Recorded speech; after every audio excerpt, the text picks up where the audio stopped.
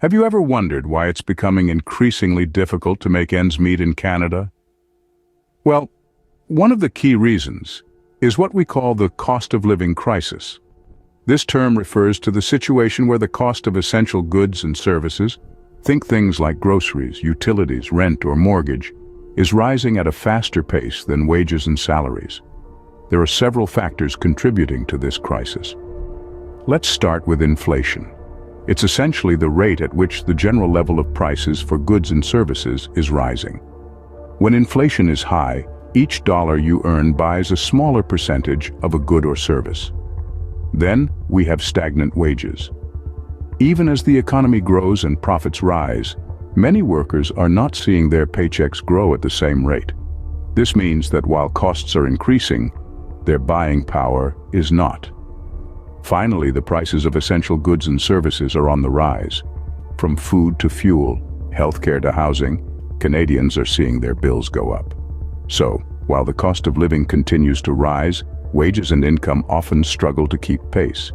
But how exactly does this crisis affect Canadians?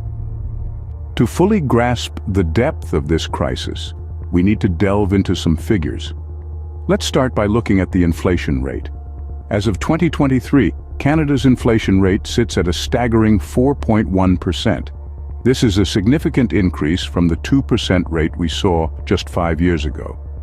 This means that the cost of goods and services is rising at a pace that is more than double what it was half a decade ago. Now let's turn our attention to wage growth. In the past year, average wage growth in Canada has been relatively stagnant, hovering around 1.6%. When you compare this to our current inflation rate, it's clear that wages are not keeping up with the rising cost of living. This disparity between wage growth and inflation is a key factor in the cost of living crisis. Moving on, let's talk about the cost of essential goods and services. Over the past year, the cost of groceries in Canada has risen by an alarming 5%, while housing prices have increased by a whopping 17%.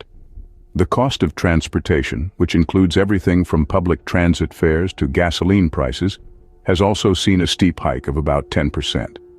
To put these numbers into perspective, consider this. If you were spending $200 on groceries per week last year, you're now spending an extra $10 per week, or an additional $520 per year for the same amount of food.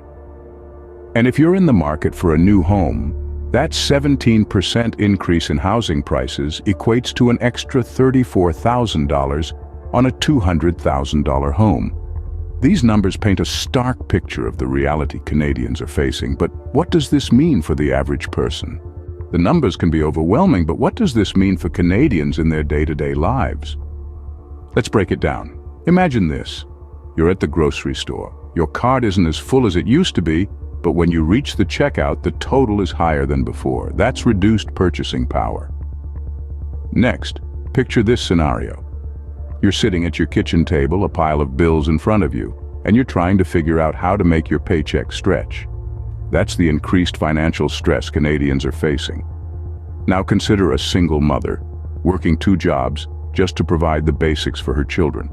Even then, she struggles to afford nutritious food, warm clothing, and a safe home. This is the harsh reality of the cost of living crisis. These aren't just stories.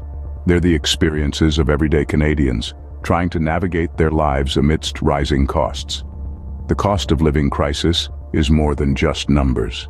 It's about the struggle of everyday Canadians to afford a decent life. The cost of living crisis is a complex issue with far-reaching impacts. Let's recap some of the key points we've covered. We began by defining the cost of living crisis, explaining it as the situation where the general level of prices for goods and services is rising rapidly, outpacing average income growth.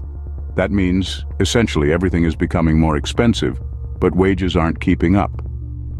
Then we dived into the numbers, revealing the severity of this crisis. The figures painted a stark picture. The cost of essentials like food, housing, and transportation is skyrocketing, squeezing the budgets of Canadians from coast to coast. We also explored how this crisis is impacting everyday Canadians. We heard stories of people struggling to make ends meet, of families having to cut back on essentials, and of the stress and anxiety that comes with financial insecurity.